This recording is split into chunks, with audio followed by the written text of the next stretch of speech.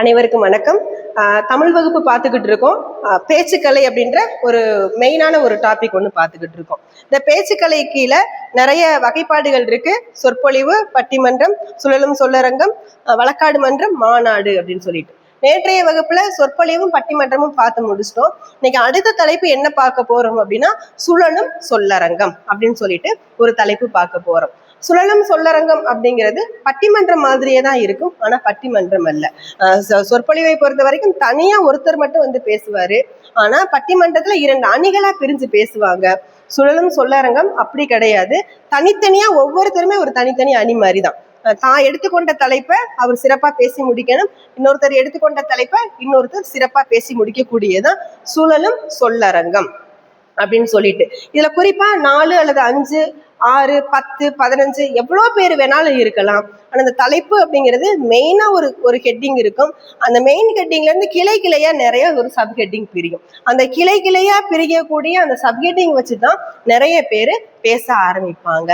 இப்ப நம்ம எடுத்துக்காட்டா பார்த்தோம் அப்படின்னா, ஒரு சுழலும் சொல்லரங்கம் சமீபத்துல கூட நடந்தது, பொங்கல் விழாவை முன்னிட்டு. அந்த பொங்கல் விழாவை பொறுத்த வரைக்கும் பொங்கல் விழா சிறப்பதற்கு காரணம் இதான் மெயின் ஹெட்டிங். ஆக்சுவலா பொங்கல் விழா சிறப்படைவதற்கு காரணம் அப்படின்னு சொல்லிட்டு உறவினர்களே அப்படின்னு சொல்லிட்டு ஒரு கிளையான ஒரு டாபிக் வந்துச்சு. அதுக்கப்புறம் பார்த்தோம் அப்படின்னா சர்க்கரையே, கரும்பே, வெல்லமே, பச்சரிசியே, சூரியனே அப்படின்னு சொல்லிட்டு அடுத்து வந்து சிறப்பு படையல் போடுவது அப்படின்னு சொல்லி நிறைய சப்ஹெட்டிங் பிரிஞ்சிச்சு. அப்ப பொங்கல் விழா சிறப்படைவதற்கு காரணம்னு சொல்லிட்டு நான் வெல்லம் அப்படிங்கிற ஒரு தலைப்பு எடுத்துட்டேன் அப்படின்னா அந்த வெள்ளத்தை பத்தின சிறப்புகளை எல்லாம் சொல்லணும். ஏன்னா பொங்கல் அன்னைக்கு பொங்கல் வைப்பாங்க, என்னதான் பொங்கல் வச்சாலுமே பொங்கல் இனிப்பா இருந்தா தான் நல்லா இருக்கும். அந்த இனிப்பு அப்படிங்கிறத சிறப்பு சேர்க்கும் ஒரு பொங்கலுக்கு. இனிப்பு போடாம நம்ம பொங்கல் வச்சோம் அப்படின்னா அது தினைக்கும் அம்மா வீட்டுல செய்யக்கூடிய வெண்பொங்கலா மாறிடும் அப்படின்னு சொல்லிட்டு சர்க்கரை போடாத பொங்கலை வந்து நெகட்டிவாகவும், சர்க்கரை போட்ட பொங்கலை பாசிட்டிவாகவும் வச்சுதான் பேசணும்.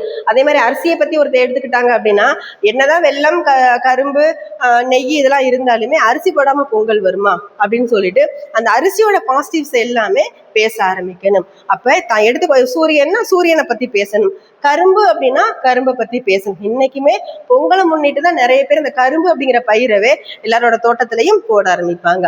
அந்த கரும்பு விளைஞ்சு நல்லா வந்துருச்சு அப்படின்னா பொங்கல் வந்துருச்சு அப்படின்னு சொல்லி அர்த்தம். அப்ப பொங்கலுக்கு சிறப்பு செய்வது கரும்பு அப்படிங்கிற ஒரு கிளை பொருள் தான். ஸோ அந்த கிளை பொருள் இருக்கிறனாலதான் பொங்கல் நல்லா இருக்குன்னு சொல்லிட்டு நான் எடுத்துக்கொண்ட தலைப்பை பத்தி சிறப்பா பேசணும். அப்ப இந்த இடத்துல பொங்கல் சிறப்படைவதற்கு காரணம் அரிசி, சர்க்கரை, கரும்பு அப்படின்னு சொல்லிட்டு நிறைய கிளை தலைப்புகளை வச்சு நிறைய பேர் பேச ஆரம்பிப்பாங்க. ஆனா பட்டிமன்றம் அப்படி கிடையாது. ஒரு மெயின் ஹெட்டிங் 2 கிளை தான். அதான் நான் சொன்ன மாதிரி மாணவர்களின் அறிவு வளர்ச்சிக்கு யார் காரணம் அப்படின்னா புத்தகமா ஆசிரியரா 2 கிளை தான் இருக்கும். தான் எடுத்துக்கொண்ட கிளையை ஒரு அணி பேசும், இன்னொரு கிளையை பத்தி இன்னொரு அணி பேசும். அப்ப இதுக்கு நேர் எதிரானதுதான் சுழலும் சொல்லரங்கம். குழுவா உட்கார்ந்து இருப்பாங்க, தான் எடுத்துக்கொண்ட தலைப்பை பத்தி இந்த இடத்துல இவங்க பேச ஆரம்பிப்பாங்க. அதுக்கப்புறம் பார்த்தோம் அப்படின்னா வழக்காடு மன்றம் அப்படின்னு சொல்லிட்டு ரொம்ப முக்கியமானது. வழக்காடு மன்றமும் கிட்டத்தட்ட பட்டிமன்றம் மாதிரிதான். பட்டிமன்றத்துல 2 அணியா பிரிஞ்சிருப்பாங்க. ஒரு அணிக்கு 3 4 அப்படி இருப்பாங்க. ஆனா வழக்காடு மன்றத்துல அப்படி கிடையாது. வழக்காடு மன்றத்துல பட்டிமன்றம் மாதிரியே ஒரு நடுவர் இருப்பாங்க, ஆனா அணிக்கு ஒருவர் தான் இருப்பாங்க. அங்க 2 பேர்லாம் இருக்கவே மாட்டாங்க, ஒருவருக்கு மேல இருக்கவே மாட்டாங்க வழக்காடு மன்றத்துல. அப்ப ஒரு நடுவர், 2 பக்கம் 2 அணி, அந்த அணி அப்படிங்கிறது ஒவ்வொருத்தரா மாறி நிற்பாங்க. அப்ப ஒருத்தர் வழக்கு தொடுப்பவரா இருப்பாரு, இன்னொரு அந்த வழக்கை வந்து மறுப்பவரா இருப்பாரு. அப்ப இந்த வழக்கு தொடுத்தவர் வந்து யார் மேல வழக்கு தொடுக்கிறாங்களோ, எது மேல வழக்கு தொடுக்கிறாங்களோ அதை பத்தி ரொம்ப குற்றம் குறைய பூரா சொல்ல ஆரம்பிக்கணும்.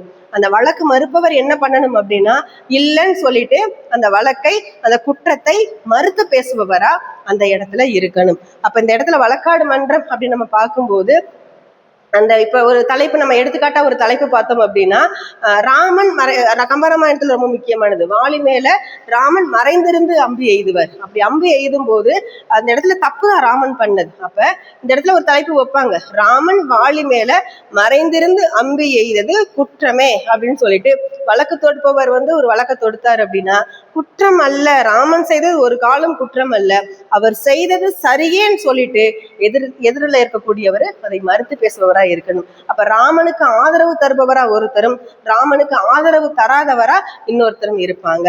அப்ப இந்த மாதிரி ஆதரவு தந்தும் தராமலும் பேசக்கூடியதுதான் வழக்காடு மன்றம். கிட்டத்தட்ட கோர்ட்ல நடக்கக்கூடியதுதான் இந்த மன்றம். அப்ப ஒரு ஸ்டேஜ்ல 2 பேர் தனித்தனியா இருப்பாங்க, நடுவுல ஒரு நடுவர் இருப்பாரு. சுழலும் சொல்லரங்கத்திலையும் நடுவர் இருப்பாங்க, பட்டிமன்றத்திலையும் நடுவர் இருப்பாங்க, வழக்காடு மன்றத்திலையும் நடுவர் இருப்பாங்க, சொற்பொழிவுல நடுவர் இருக்க மாட்டாங்க. இது ரொம்ப முக்கியமான ஒரு பேச்சுக்கலையா பார்க்கப்படும். நன்றி, வணக்கம்.